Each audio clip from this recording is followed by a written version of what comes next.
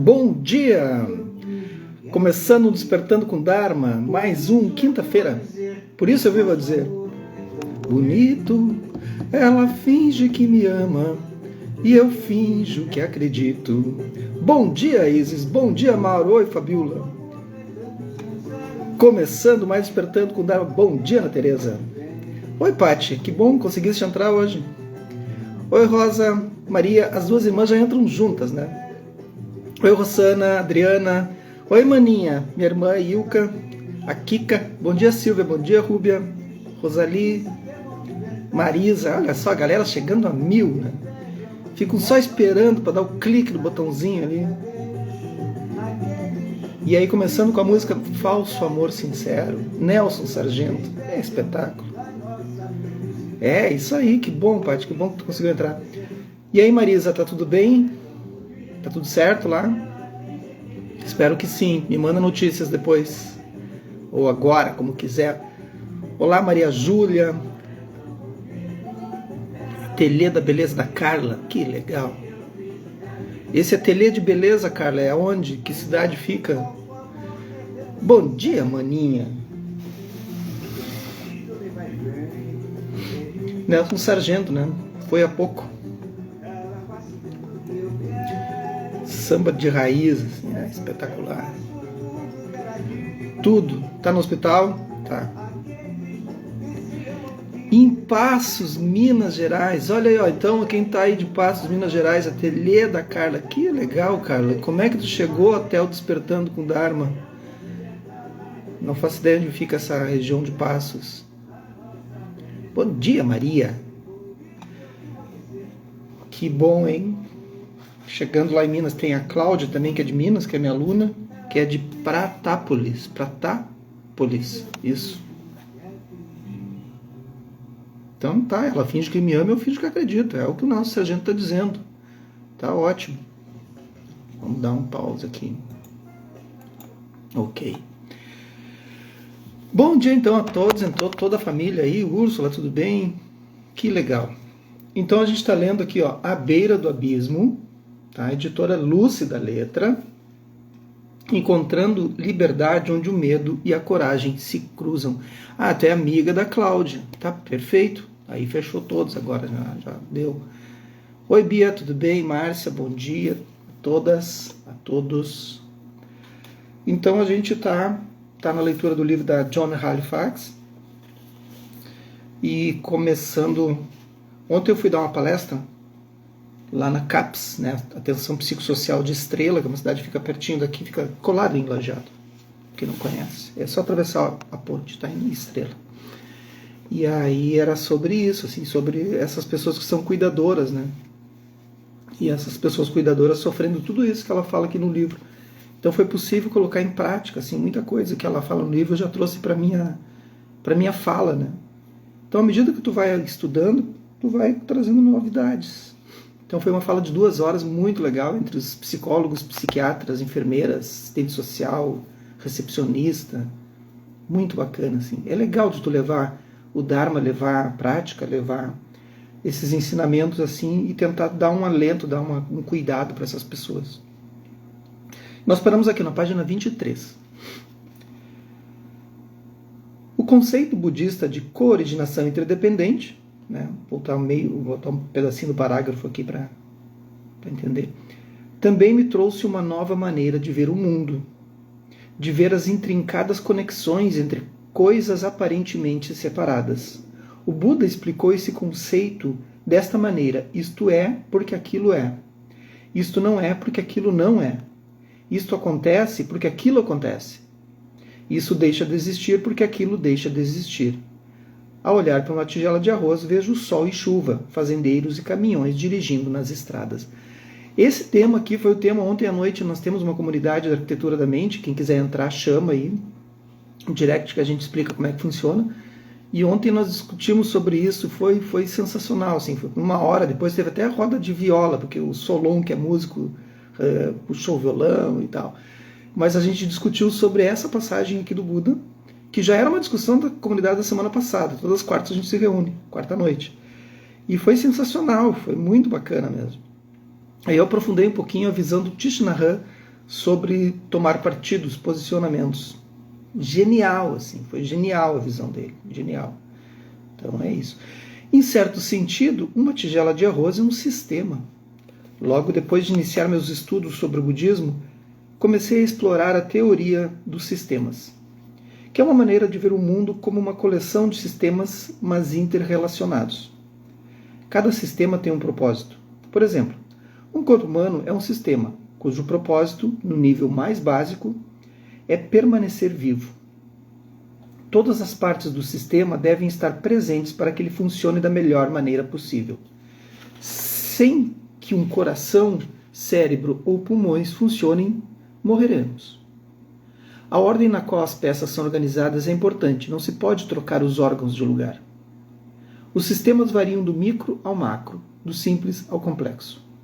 Existem sistemas biológicos, o sistema circulatório, sistemas mecânicos, uma bicicleta, ecossistemas, um recife de coral, sistemas sociais, amizades, famílias, sociedades, sistemas institucionais, locais de trabalho, organizações religiosas, governos, sistemas astronômicos, nosso sistema solar e muitos outros. Sistemas complexos são tipicamente compostos por vários subsistemas. Os sistemas atingem um pico, avançam em direção ao declínio e finalmente entram em colapso, dando espaço para sistemas alternativos surgirem. Menciono isso porque, em conjunto, os estados limite são um sistema interdependente, influenciando um ao outro e formando o nosso caráter. E os sistemas são a base sobre a qual os estados limites se desenvolvem. Relacionamentos interpessoais, locais de trabalho, instituições, sociedades e nossos próprios corpos e mentes. À medida que os sistemas declinam, também podemos desmoronar. No entanto, muitas vezes do colapso pode surgir uma perspectiva nova e mais robusta da realidade. Falta de significado e coragem, outro subtítulo. Tudo bem com vocês? Bom dia a todas as meninas e os meninos que entraram após meu bom dia. Sejam bem-vindas, bem-vindos. Agora é uma dificuldade, né? A gente procura ter cuidado para não deixar ninguém de fora. Tem um amigo que era um psicólogo dedicado e hábil. Mas depois de anos de prática, ele se sucumbiu à falta de significado. Em uma conversa comigo, ele confessou: eu simplesmente não aguento mais ouvir meus pacientes. Tem alguém aí que não vai se identificar, né? Tem alguém aí que é médica, que é psicólogo e que tá tipo... não aguento mais. Vamos lá. Duvido falar. Não precisa falar. Eu simplesmente não aguento mais ouvir meus pacientes. Explicou que em um determinado momento de sua carreira começou a sentir todas as emoções que seus pacientes sentiam, ficando completamente inundado por suas experiências de sofrimento. A exposição constante acabou por esgotá-lo. A certa altura, ele não conseguia dormir e começou a comer demais para aliviar o estresse. Gradualmente passou para um estado de desamparo e de fechamento emocional. Eu simplesmente não me importo, disse ele. Triste, né? Sinto-me raso e cinza por dentro. Raso e cinza, né? Eu já conheci gente que se sentia bege. Mas passou. E o pior, ele começou a se ressentir de seus clientes, entendendo que isso significava o dever de abandonar sua profissão. Essa história exemplifica o resultado negativo de uma combinação de todos os estados limites. Vejam se vocês têm isso, estão sentindo isso, gente.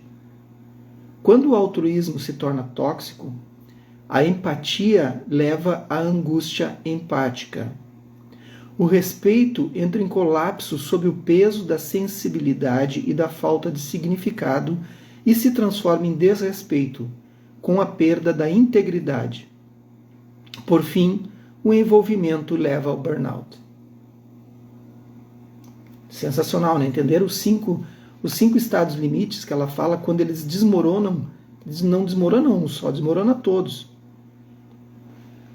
Então, vou repetir. Quando o altruísmo se torna tóxico, a empatia leva à angústia empática, O respeito entra em colapso sob o peso da sensibilidade e da falta de significado e se transforma em desrespeito com a perda da integridade. Por fim, o envolvimento leva ao burnout. Como eu disse, tentem ter um caderninho e anotem essas coisas. Esse livro é uma aula. Para quem está chegando agora, esse livro é uma aula. Tá? Ontem eu indiquei para o pessoal da CAPES para que eles estudem. Comprem o livro e estudem, se não puderem acompanhar o Dharma. O sofrimento se esgueirou e foi tomando conta do psicólogo, e ele começou então a morrer por dentro.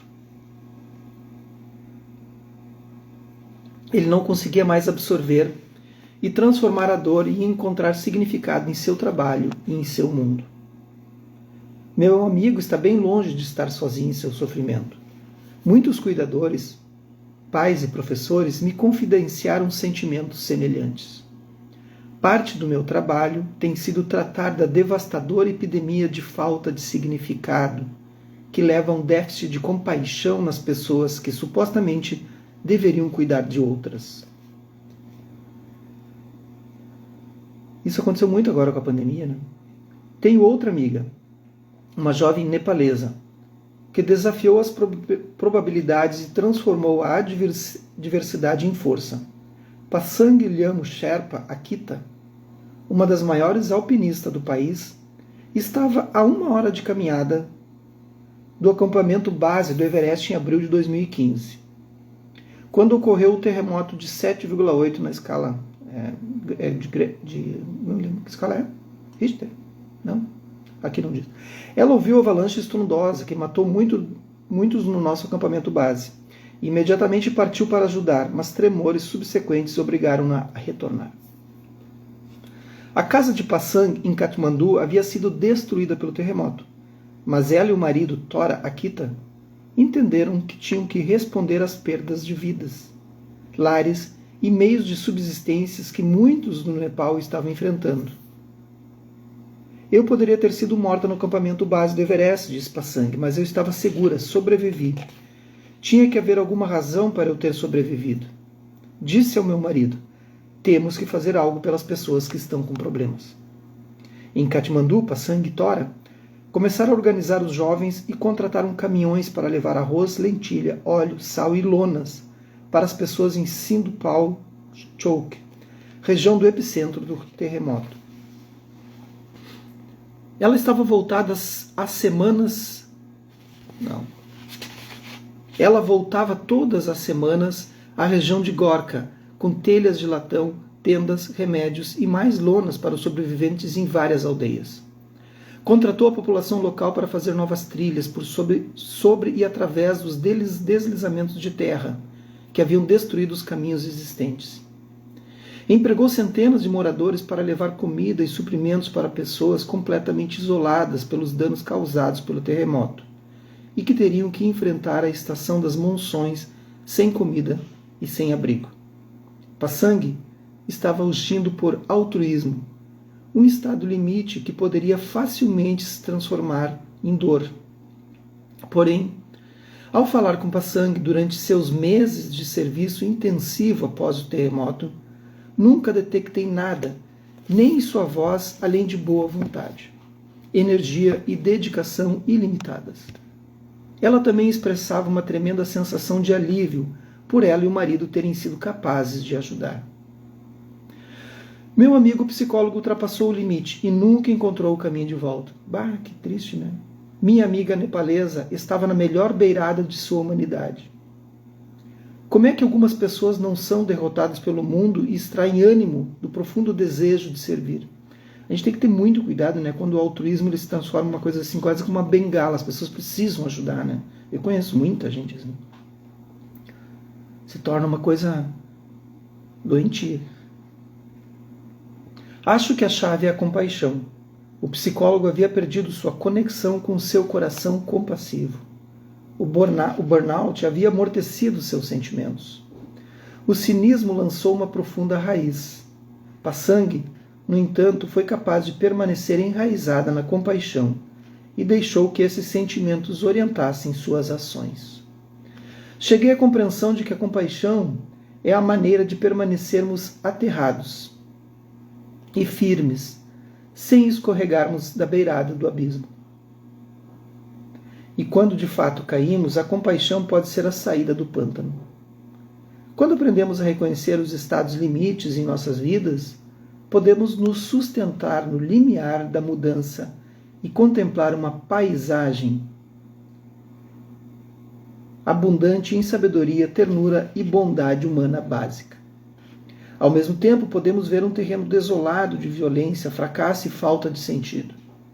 Se tivermos força para permanecer nessa beirada, podemos tirar lições desses locais de total devastação. Os terrenos de cremação, campos de refugiados, áreas destruídas por terremotos, prisões, centros de tratamento de câncer, acampamentos para desabrigados e zonas de guerras. E, ao mesmo tempo, sermos nutridos por nossa bondade básica e pela bondade básica dos outros. Esta é a premissa fundamental para conhecermos intimamente os estados limites. Como podemos desenvolver a força para nos mantermos à beira do abismo e, ao mesmo tempo, ter uma visão mais ampla, uma visão que inclua todos os lados da equação da vida? Como podemos encontrar um equilíbrio que sustente a vida entre forças opostas? Como podemos encontrar a liberdade no limite? E como podemos descobrir que a alquimia do sofrimento e da compaixão produz o ouro do nosso caráter, o ouro do nosso coração? Muito bacana. Agora, então, isso aqui tudo foi o prefácio que a gente leu nesses últimos 4 dias, desde segunda-feira, né? Agora ela vai entrar e vai aprofundar cada um dos estados limites, que começa com o altruísmo. Então, como eu disse, quem está chegando agora, a gente está lendo então A Beira do Abismo, Jonah Halifax. Peguem um caderninho, anotem, porque isso aqui é um livro de estudo, vocês vão usar para a vida, usar quem é cuidadora, quem é da área da saúde, quem é professora, qualquer coisa, quem é mãe, quem é pai, para todo mundo. Esse que é o bacana desse livro. Ela conseguiu fazer um livro que fosse abrangente para todo mundo. Tudo certo até aí? Vamos entrar no próximo capítulo? Estão gostando? Levantem a mãozinha para ver se vocês estão acordadinhos. Daqui a pouco vocês ligam ali, deixam só aquele sonzinho de fundo, assim. Tem uma aluna aí que eu não posso dizer o nome, que é a Isis. Aí ela disse... né, Isis? Ela disse que é o dormindo com o Dharma. Porque ela começa a ouvir minha voz, e aí ela está lá deitada, e pá, apaga. Acorda quando eu já estou dizendo ali, então, com os méritos desse nosso encontro. Pô, Isis, te liga aí. Ligadaço, né, Mauro? Tá acordada hoje, Isis? Nossa! Aqui, ó, quem tá chegando agora também é o bullying, né? Altruísmo. Tem uma frase aqui do Wilbur Wilson Tubber, que eu não conheço quem é. Apagando com Dharma. Apagando com Dharma. Que bacana. Que eu possa fazer o bem a muitos sem nem mesmo jamais saber. No início dos anos 70, minha paixão pela biologia e pelo mar me levou a trabalhar como voluntária no laboratório marinho de Lernes, nas Bahamas. Essa mulher viajou o mundo inteiro. Eu era assistente de um biólogo de Brandeis, que pesquisava o ciclo da vida muito breve do inteligente e maravilhoso Octopus vulgaris, que conhecemos como polvo comum. Essa história é muito incrível. Essa história é muito incrível. Escutem essa história do polvo. Vocês sabiam disso que eu vou contar agora? Fiquem atentos. Meu trabalho me presenteou com a rara oportunidade de testemunhar um polvo fêmea em cativeiro desovando seus ovos depois de ser fertilizada. Centenas de milhares de ovos translúcidos, em forma de lágrimas. Cada um do tamanho de um grão de arroz. Foram saindo do seu manto em longos e rendados fios pendurados na água do aquário onde estava cativa. À medida que as semanas passavam, ela flutuava por sobre os ovos como uma nuvem, sem caçar e sem comer por semanas, apenas movendo suavemente a água ao redor do emaranhado de ovos que amadureciam lentamente. Ela pairava sobre seus ovos, mantendo-os arejados, quase sem se mover. E então seu corpo lentamente começou a se desintegrar. transformando-se em alimento para os filhotes quando nasciam. A mãe polvo morreu para alimentar seus filhotes. Sua carne se tornou refeição em comunhão para seus filhotes. Vocês sabiam dessa história? Sabiam disso? Tem problema, Maria Júlia Andrade, fica tudo gravadinho. Tu pode assistir depois aí sem nenhum problema. Fica gravado aqui no IGTV e no YouTube. Vocês sabiam disso? Sobre esse polvo, octopus vulgaris? Fiquei impressionado. Fiquei intrigada e comovida com a estranha visão dessa bela criatura se dissolvendo diante dos meus olhos. Embora o sacrifício dela não tenha sido altruísmo, por ser e sim parte do ciclo da vida natural da sua espécie, essa mãe polvo me trouxe muitos questionamentos sobre o comportamento humano. Perguntas sobre altruísmo, sobre o autossacrifício e o dano. Quando o altruísmo humano é saudável? Quando dar tanto aos outros nos prejudica? Como podemos reconhecer quando o nosso altruísmo é autocentrado e doentio? Como podemos nutrir as sementes do altruísmo saudável em um mundo onde ser apressado e indiferente é tão comum na ordem do dia? Como o altruísmo sai dos trilhos, vai além dos limites? Tem um documentário Professor Polvo no Netflix, né? Mas eu não vi todo ele. Eu vi só uma parte. Acontece isso também, Ana Teresa? Eu vi só um pedaço e depois me desinteressei, assim. Tipo, olha isso. Eu adoro essas coisas, mas eu não estava com paciência. Não sabia que acontecia isso. Então, olha só, quando dar tanto aos outros nos prejudica. Como podemos reconhecer quando o nosso altruísmo é autocentrado e doentio? Em meu trabalho posterior com pessoas moribundas e encarceradas, e enquanto ouvia as histórias de pais, professores, advogados e cuidadores, na minha qualidade de professora budista, comecei a entender o altruísmo como um estado limite. É uma beirada estreita de um penhasco alto que nos permite ter uma visão ampla, mas que também pode erodir debaixo de nossos pés. Agir de maneira altruísta é tomar ações desinteressadas que melhorem o bem-estar de outras pessoas, geralmente com algum custo ou risco para o nosso próprio bem-estar.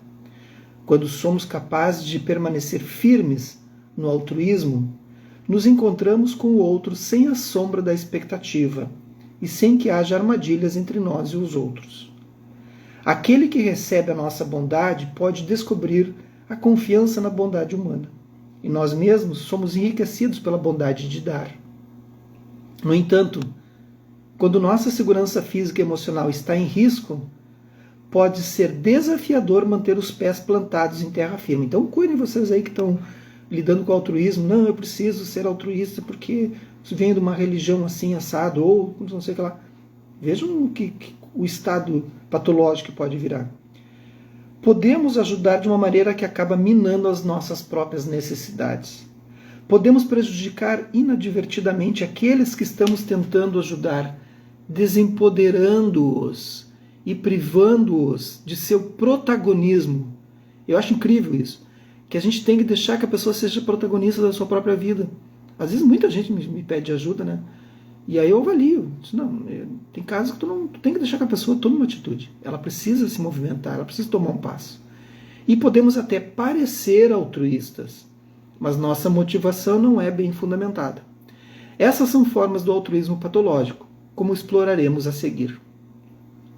Se permanecermos com os pés plantados na beira do abismo do altruísmo, conseguiremos ter uma visão do vasto horizonte da bondade e da sabedoria humana.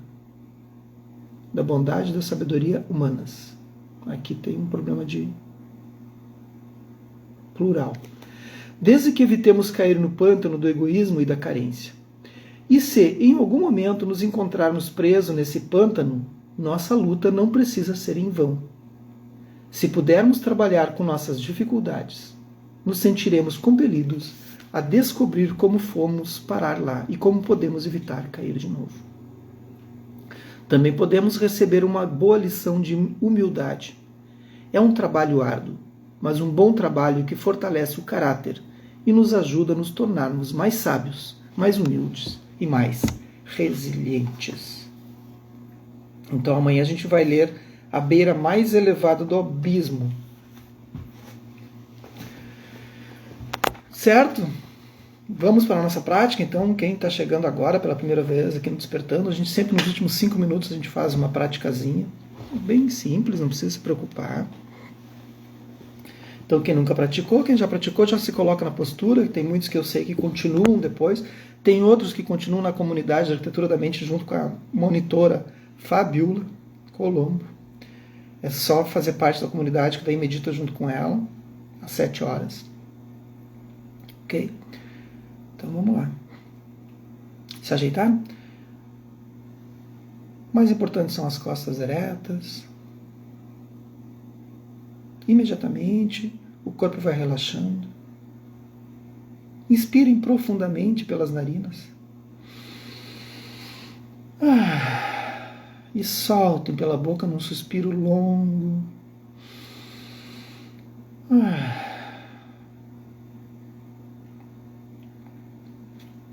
Aprendam a fazer isso, gente. Façam isso muitas vezes. Até que o corpo relaxe. Que a mente ancore.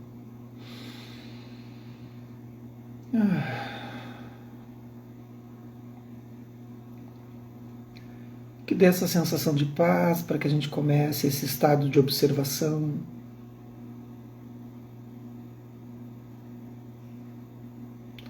Veja se há alguma região do corpo ainda tensionada, distensione.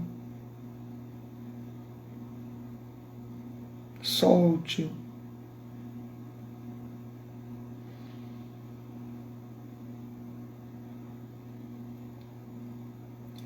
Vamos começar com o campo aberto. Seus olhos podem estar levemente abertos, olhando para o chão ou o espaço à sua frente. Deixe que ele se perca nesse espaço à sua frente, nem no objeto, nem na retina. No espaço entre essas duas situações. Campo aberto significa que qualquer som, gosto, cheiro, sensação do tato, qualquer coisa que surgir como forma para os sentidos físicos, a gente apenas absorve e observa sem julgar.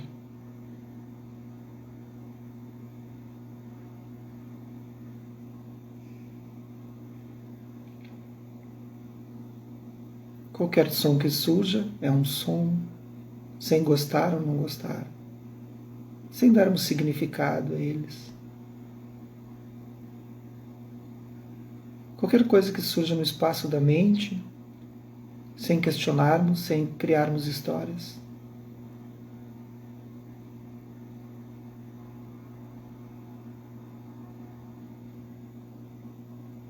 Qualquer coisa que surja no corpo, observem o aspecto da equanimidade, nem gostar, nem não gostar.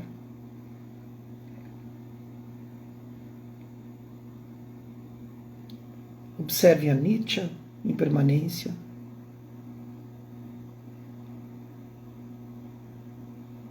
Percebam que tudo que acontece nos sentidos físicos estão surgindo e desaparecendo o tempo inteiro. Surge um som. Se eu não der significado para ele, não me prender, não me fixar a essa aparência, a esse som, esse cheiro, esse gosto, observem que ele passa, ele surge, a gente capta e ele passa. Se eu me fixo, ele permanece. Quando eu fixo, ele se torna sólido. Mas ele já foi, o som já foi, a imagem já foi, o gosto já foi. Mas eu permaneci preso nesse estado. O mesmo serve para pensamentos, estados depressivos, ansiedade, preocupações, ideias. A gente aprende a observar os sentidos físicos porque é mais fácil, mais grosseiro, mais perceptível. Surge um som, Ele surge e desaparece. Surge um estado depressivo, ansiedade, pensamento. Observe que se tu não te fixares, ele desaparece. O problema continua, mas a tua relação com ele muda.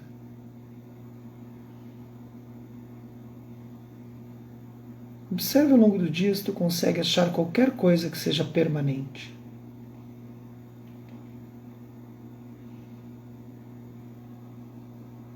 Observe que a gente deixa, transforma em permanente e é aí que a gente sofre. Por tornarmos sólido e fixo aquilo que é fluido, transitório, ilusório e passageiro.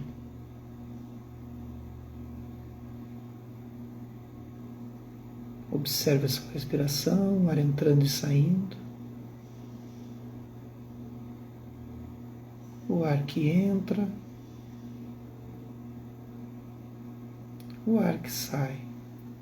Para quem vai permanecer na prática, permaneça. Para quem vai entrar na comunidade, continue praticando. E para os demais, bom dia para todos, todas e todos, ok?